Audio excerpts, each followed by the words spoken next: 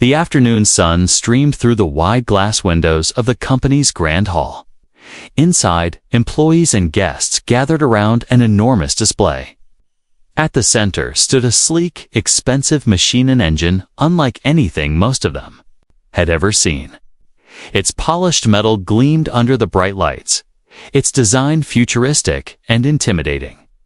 The CEO, a man dressed in a perfectly tailored suit, stood proudly beside it. His chin was lifted, his eyes sharp with arrogance. He had built his reputation not only on business, but on pride that often crossed into mockery. To him, this engine was more than just a machine. It was a symbol of wealth, power, and superiority. He raised his hand dramatically, capturing the attention of the entire crowd. "This," he said loudly, his voice booming with confidence, "is an engine beyond compare, worth millions, designed by the best engineers in the world." He let the words roll off his tongue slowly, joining the gasps and murmurs of admiration from those gathered. But then, almost as if fate had chosen the moment, the engine sputtered. A loud, metallic cough echoed, followed by silence.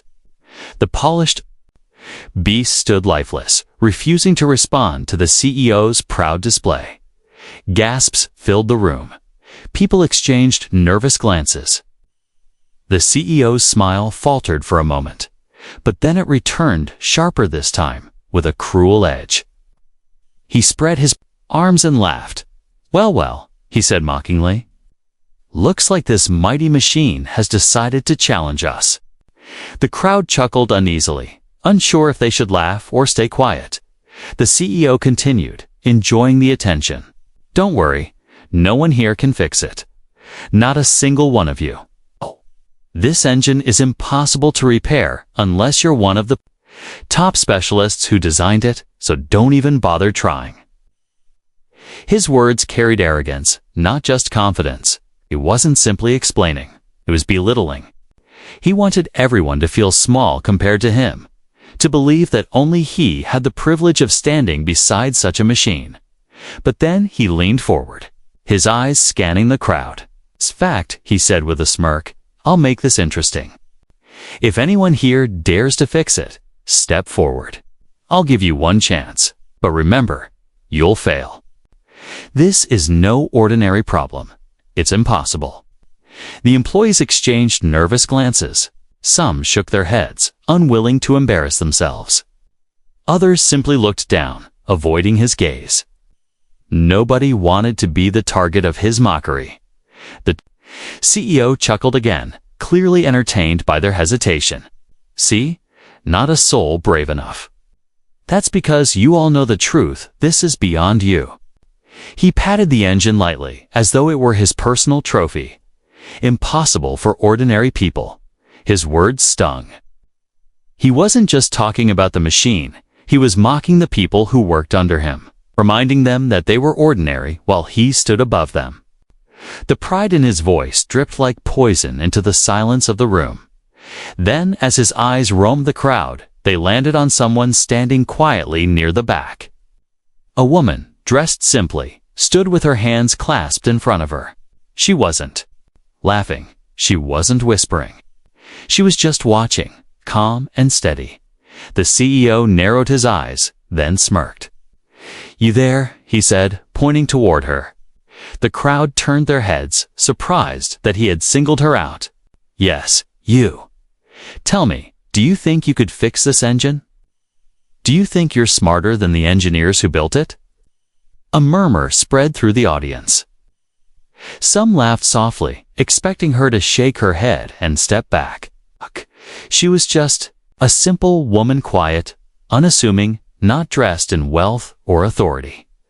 Surely she couldn't be serious. But the CEO wasn't done. His voice rose, dripping with arrogance. "Come on, why don't you try? If you can fix this impossible engine, I'll hand it to you myself. But we all know what will happen. You'll fail. And when you do, we'll all have a good laugh." The laughter that followed wasn't kind. It was the laughter of people too afraid to stand against the CEO, too eager to stay on his good side. It echoed in the hall, wrapping the moment in mockery. The woman didn't respond right away. She stood quietly, her face unreadable. The crowd waited for her to bow out, to step aside and let the CEO continue his show. But inside that silence, something stronger was forming. The CEO, convinced of his own superiority, believed he had made a joke. He thought his challenge was safe, that no one could possibly succeed. To him, it was entertainment, another chance to prove his dominance.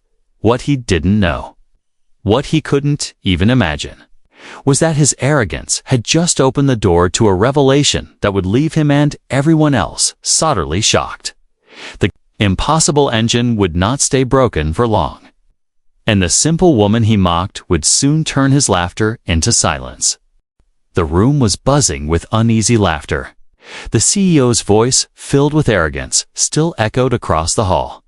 "Go on," he said, his smirk spreading wider. "Step forward. Show us all what you can do, or better yet, show us what you can't." The crowd's eyes shifted toward the woman he had singled out. She stood near the back, her posture calm, her face unreadable. She wasn't dressed in expensive clothes like many of the others. Her outfit was simple, practical, the kind you could wear to work without worrying about attention. Yet now every eye in the room was fixed on her. The CEO took a few steps closer to the machine, raising his voice again. "This engine is impossible to fix. Do you hear me? Impossible. The brightest engineers failed to solve it.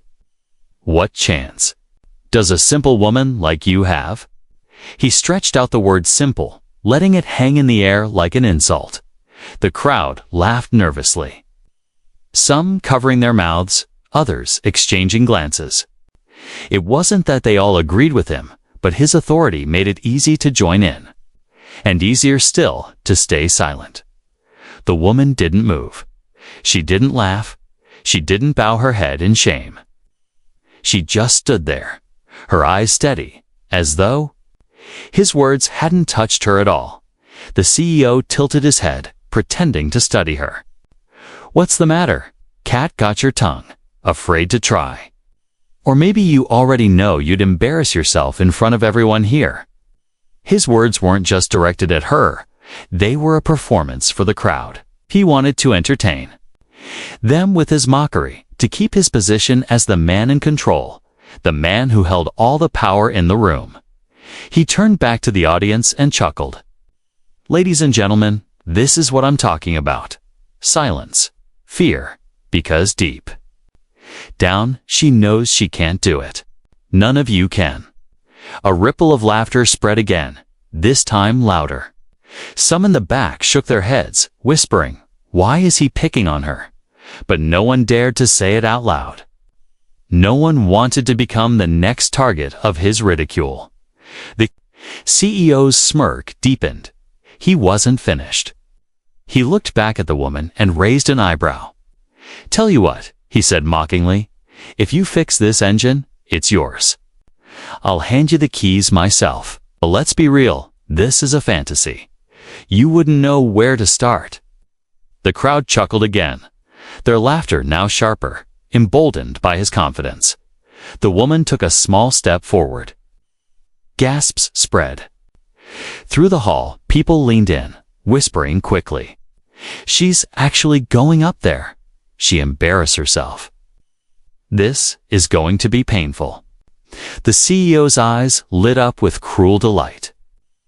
He rubbed his hands together theatrically, like a host about to introduce the next act of a show.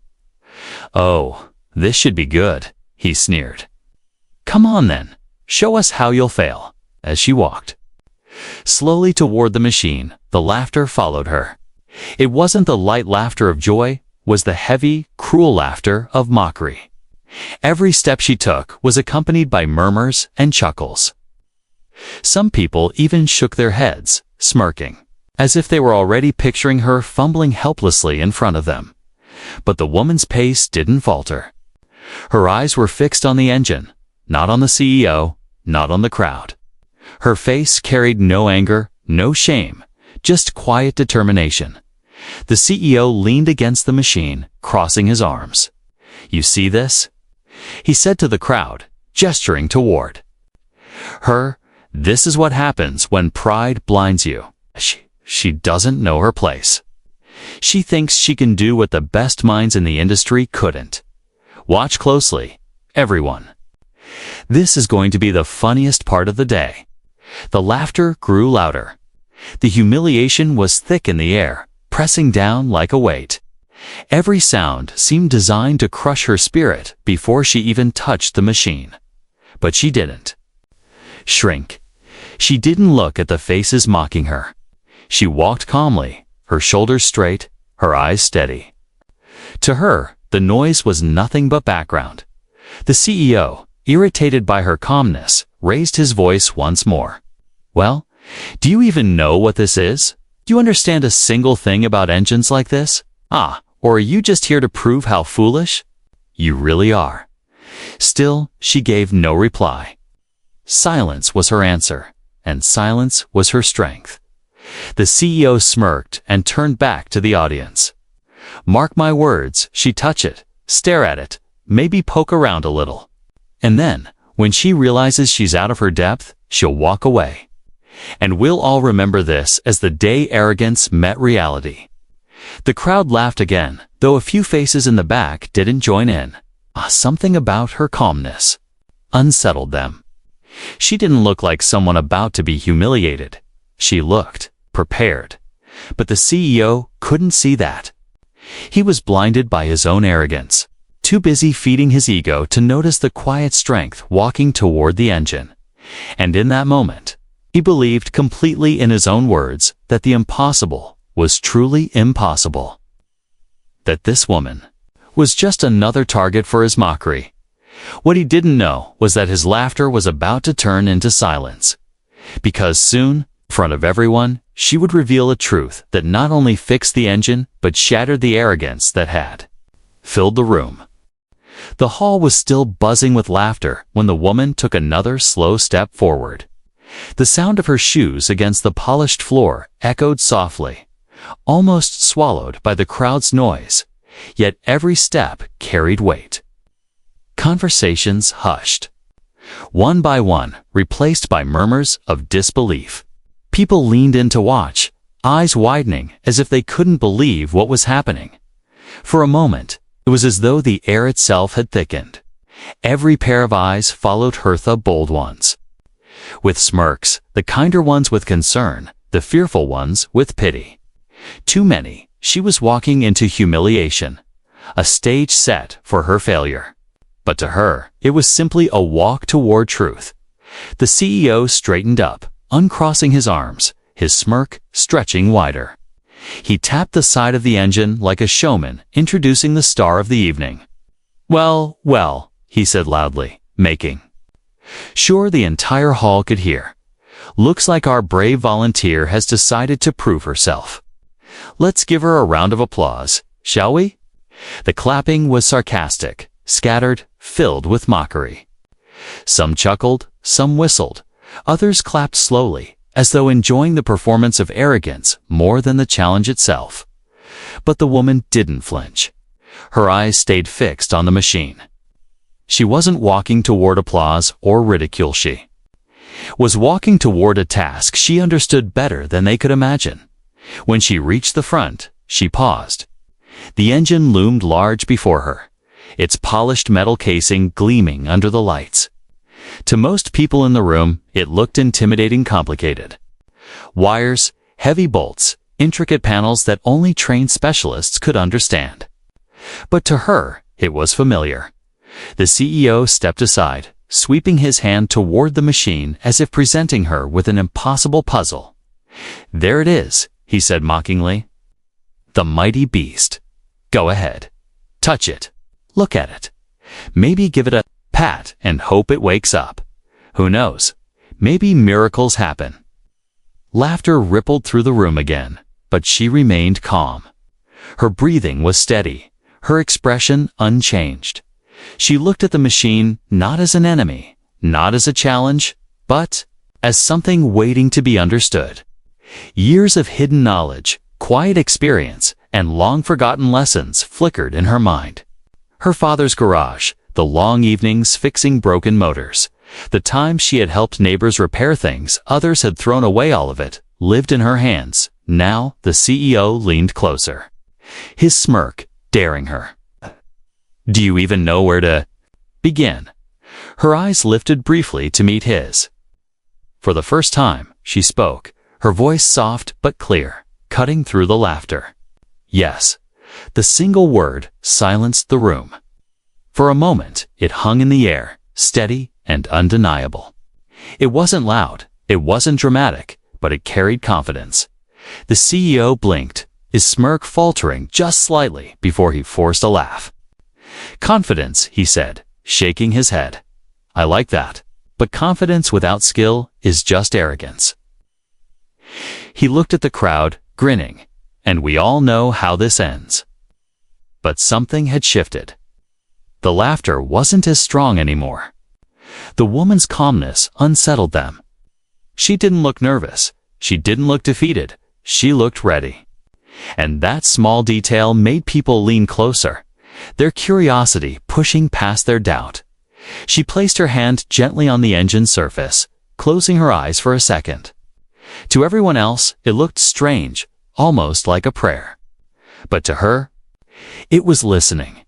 Machine spoke not with words, but with sounds, vibrations, and silence.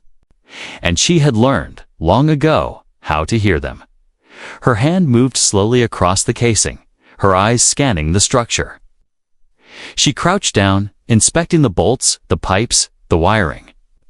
Her movements were smooth, practiced as though she had done this 1,000 times before. Whispers began spreading through the crowd. "She looks like she knows what she's doing. No, it's just an act. But did you see the way she touched the engine? That's not random." The CEO folded his arms again, trying to mask the flicker of unease building in his chest.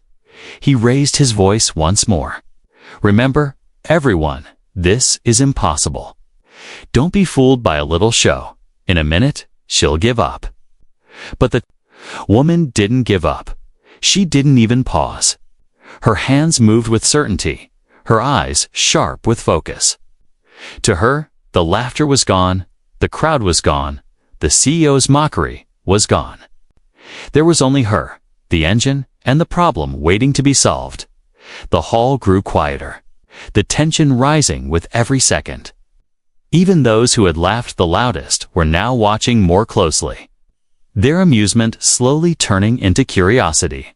Finally, she looked up, her voice calm but steady. "It's not impossible," she said softly. "It's just misunderstood." The room fell into stunned silence. The CEO blinked, caught off guard by the confidence in her tone. He laughed again, but this time it sounded thinner, less certain. "Big words," he said, trying to regain control.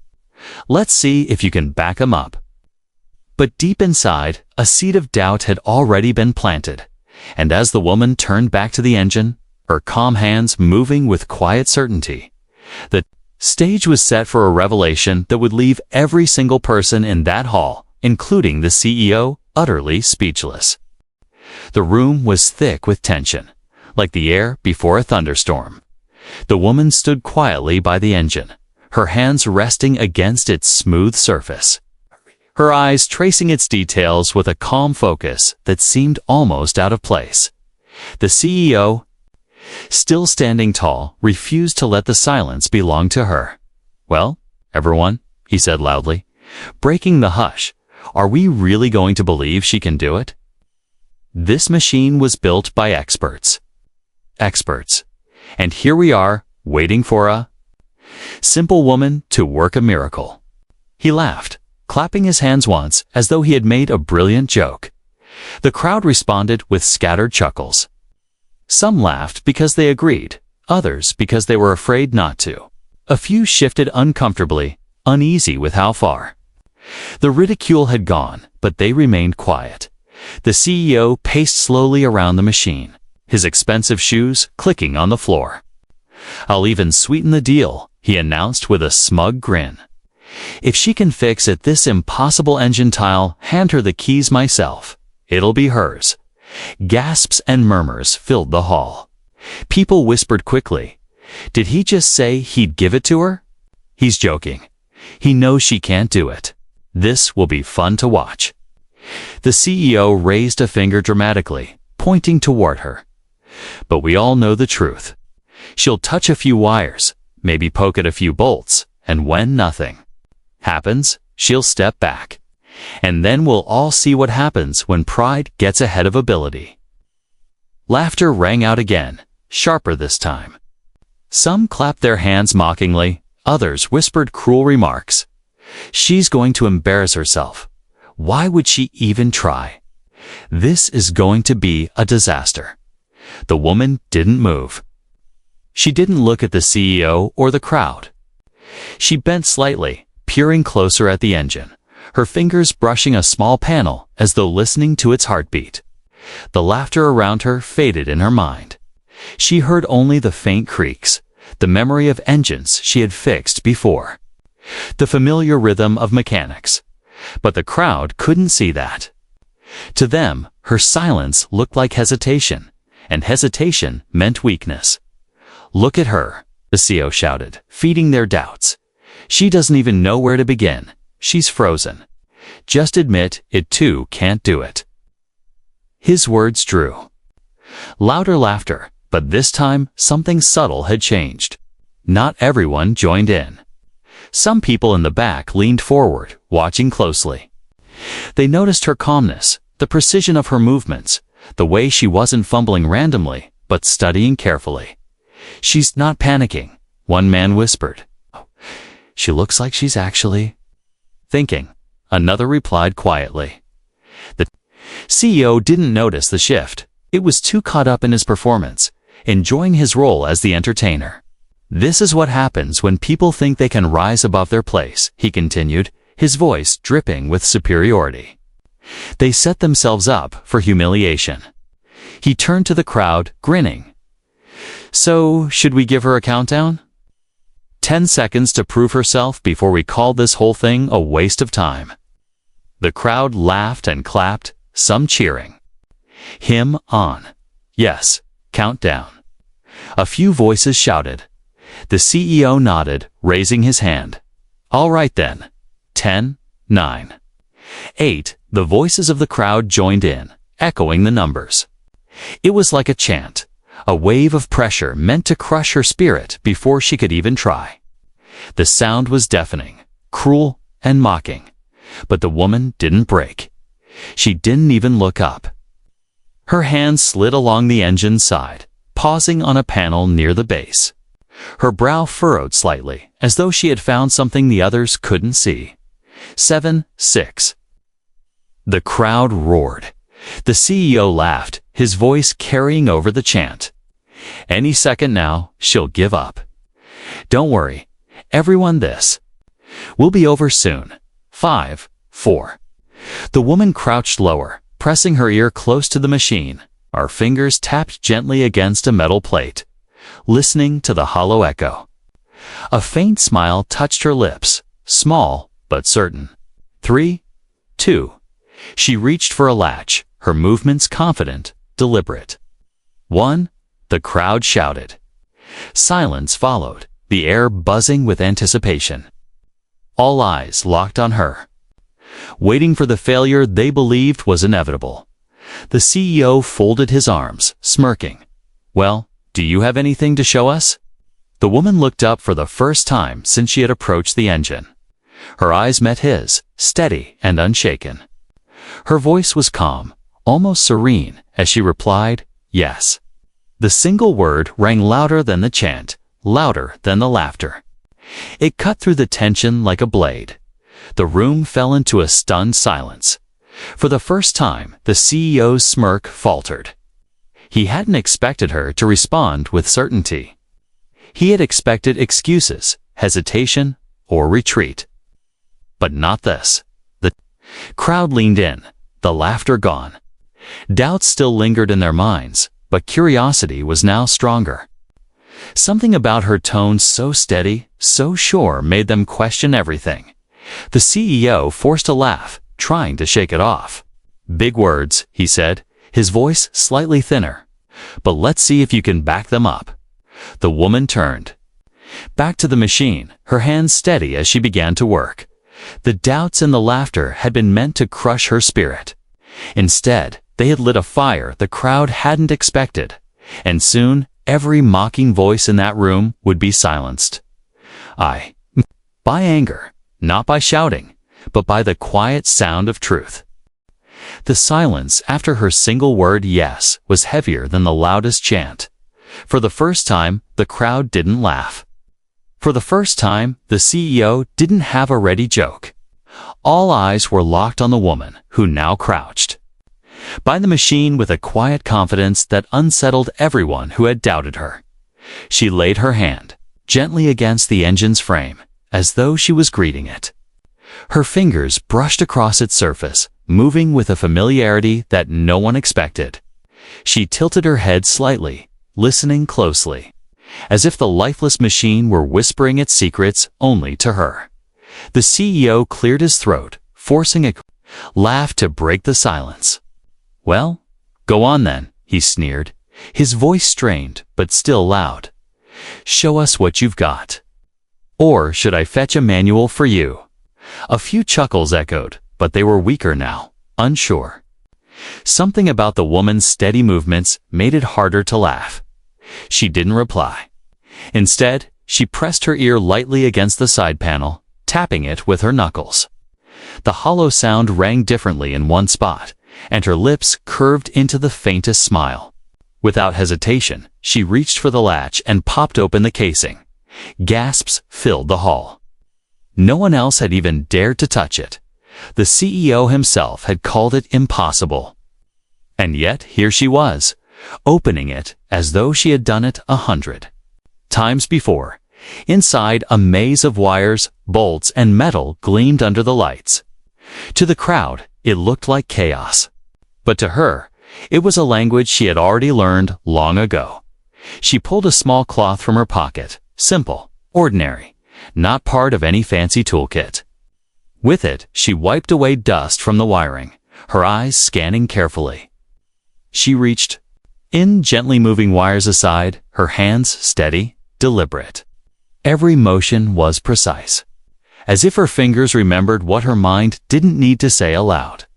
Whispers spread through the crowd. "She looks like she knows exactly what she's doing. No way. She's just pretending. Pretending." Did you see how quickly she found that latch? The CEO's smirk faltered. He stepped closer, peering into the machine as if trying to catch her in a mistake. "Don't get too comfortable," he said sharply. "You'll break it more than it already is." She ignored him. Her fingers twisted a bolt loose, sliding a panel free. She adjusted a connection, her brow furrowing slightly, then straightened a cable that had slipped out of place. Each movement was fluid, effortless, like water flowing into the spaces it belonged. The crowd leaned forward. The hall was so quiet now that they could hear the faint click of her tools, the soft metallic sounds of adjustments being made. "She's calm," someone whispered. To calm, another replied.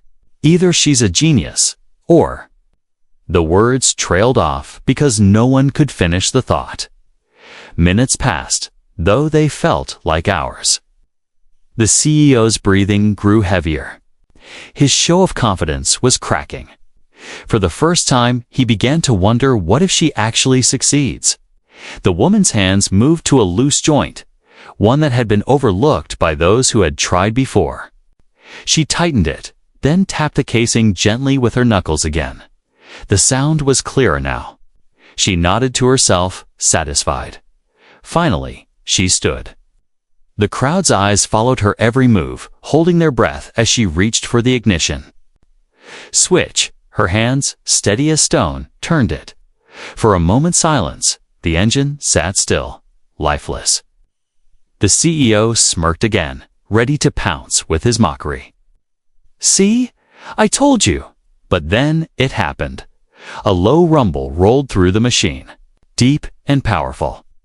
The lights on its panel flickered, then glowed steadily. A second later, the engine roared to life, louder, smoother, stronger than it ever had before. The hall erupted in gasps. Mouths dropped open, eyes widened. People clutched their chairs, staring at the woman in disbelief. The CEO's smirk vanished completely. His jaw dropped. He turned to the engine, then back to her, as if his brain refused to accept what his eyes were seeing. The machine purred now. Steady and confident, almost as if it were proud of being understood at last. The woman stepped back, wiping her hands, calmly with the same cloth she had used earlier. She didn't raise her arms in triumph, didn't boast, didn't even smile broadly. She simply said, in the same quiet voice as before, it was never impossible. It was just ignored. Her words struck the crowd harder than the roar of the engine. They carried truth, weight, and dignity. The room remained stunned for a long moment, frozen in silence except for the hum of the revived machine. Then, slowly, the whispers began. She did it. She really did it.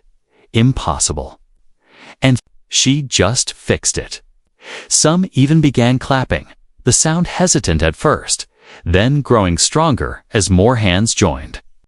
Applause filled the hall, echoing off the walls, not just for the engine, but for the woman who had proven them all wrong. The CEO didn't clap. He couldn't. His face burned red, his pride crushed beneath the weight of her effortless victory. He had mocked her, laughed at her, dared her to fail. She had answered not with words, not with anger, but with skill. And that skill had silenced them all.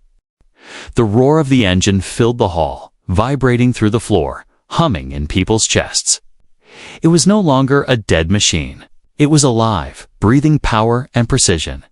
Its steady rhythm louder than any laughter that had mocked her moments. Earlier, for a few seconds, the crowd didn't move. They stood frozen, eyes wide, mouths half open, struggling to believe what they were seeing. The same engine that had been called impossible to repair now stood proudly running. Fixed not by experts, not by the CEO, but by the woman they had ridiculed. Then came the whispers, sharp and urgent. She actually did it. It's running. Perfectly. She wasn't bluffing. The whispers grew into gasps, and gasps into applause. Slowly at first, then louder, until the room thundered with clapping. Some people stood, others whistled. A few even shouted in disbelief and admiration. But in the middle of the storm stood the CEO, stiff as a statue. His face was pale, his smirk long gone. He stared at the machine, then at her, then back at the machine again, as if his mind refused to accept the truth. This isn't possible, he muttered under his breath. The woman, however, didn't bask in the applause. She didn't bow or wave. She simply wiped her hands with her small cloth and looked at the crowd with the same calm expression she had carried from the beginning. Her voice was steady when she spoke, cutting through the noise. It was never impossible. It was just ignored. Sometimes the answers are simple, but arrogance blinds us from seeing them. The hall fell quiet again, her words sinking deep. People glanced at one another, the weight of her message heavier than the roar of the engine itself. They knew. She wasn't only speaking about the machine. She was speaking about life. About the arrogance they had all witnessed in the man who mocked her. The CEO finally found his voice, though it trembled. You? How did you? His words broke apart like glass under pressure. He cleared his throat, trying to sound commanding again. You just got lucky. Anyone could have tightened a few bolts. The crowd turned toward him sharply, their admiration shifting into something colder. His excuse rang hollow in the air, pathetic compared to what they had just witnessed. The woman didn't argue. She looked at him, her eyes calm, unwavering. Luck doesn't recognize patterns. Luck doesn't hear when something is out of rhythm. Luck doesn't know where to look. Her words sliced cleanly, each one undeniable. A man from the back of the hall raised his voice. She fixed what? None of us could. That's not luck. That's knowledge. Another chimed in. And patience? Did you see how calm she was? Like she already knew what to do. The applause began again, this time louder, stronger. People weren't just clapping for a fixed engine anymore. They were clapping for her. For her courage, her brilliance, her quiet dignity. The CEO's face burned red. For years, he had stood as the symbol of control, mocking and belittling others to prove his superiority. And now, in front of his employees and guests, he had been reduced to silence, not by anger, not by a rival CEO, but by the woman he had dismissed as simple. He tried to laugh, but it came out broken, forced. "Fine," he said, his voice brittle. "You managed this once." But don't think before he could finish. The engine gave a final perfect roar before settling into a steady hum, almost as if it was mocking him itself. The timing was too perfect, too sharp.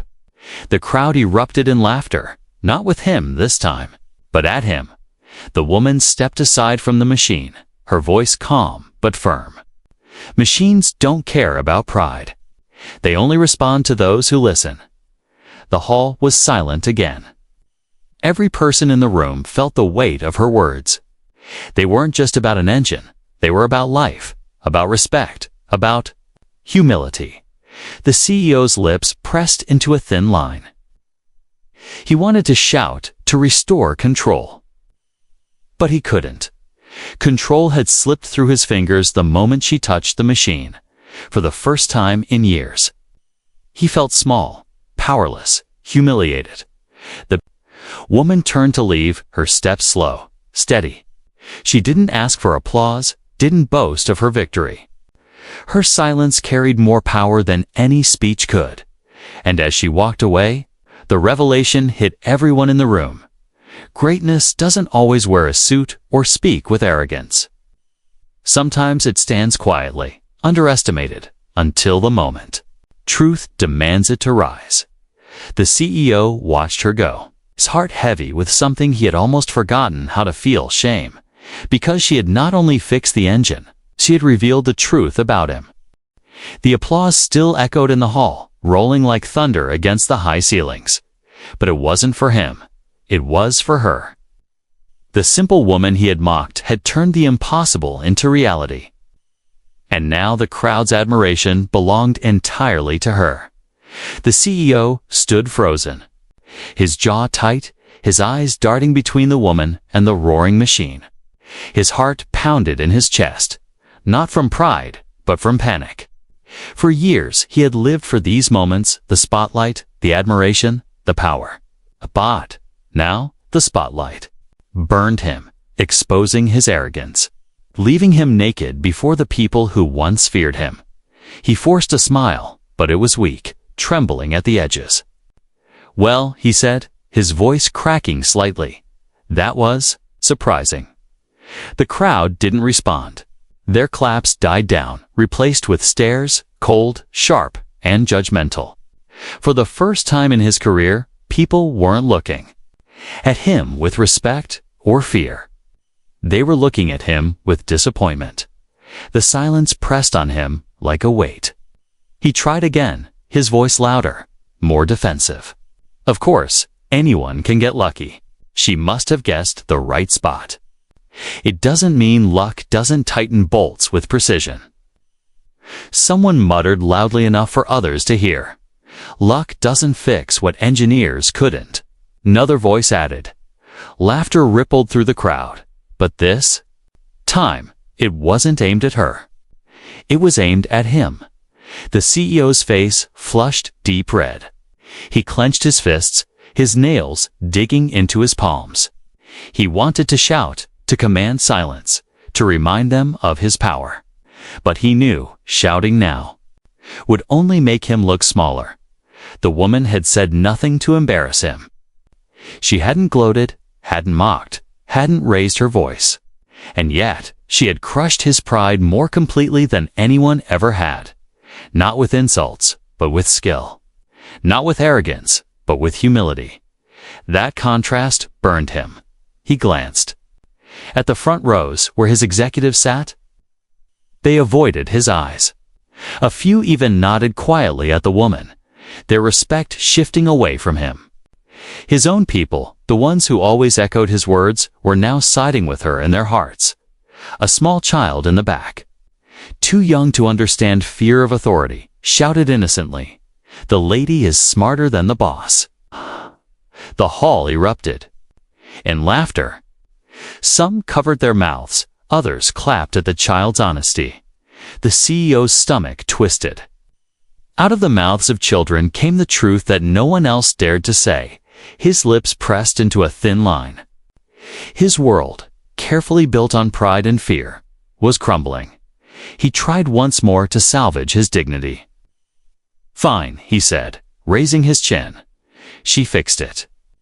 "But this doesn't change who runs this company. Remember that?" But even his words sounded hollow. They no longer carried weight. Authority is fragile when respect is gone.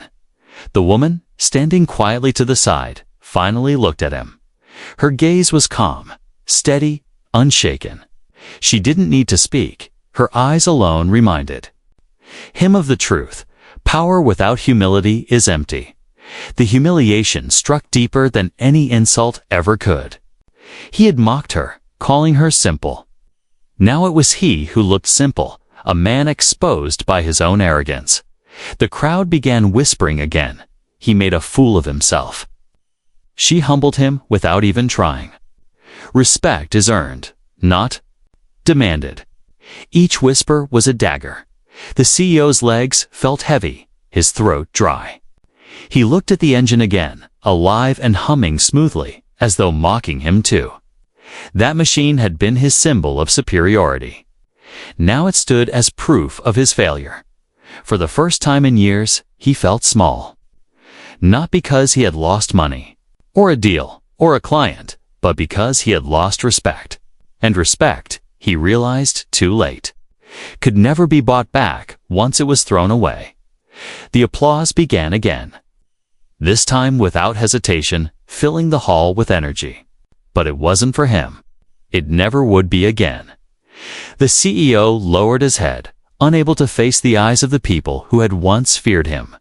His pride was gone. His throne had crumbled.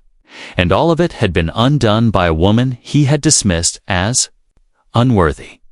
The humiliation was complete. And as she turned to leave, calm and dignified, the crowd parted for her like waves, their admiration following her every step. She didn't need to say a word. Her silence was her victory. The CEO was left standing alone in the wreckage of his own arrogance, humiliated not just by her success, but by his failure to see her worth.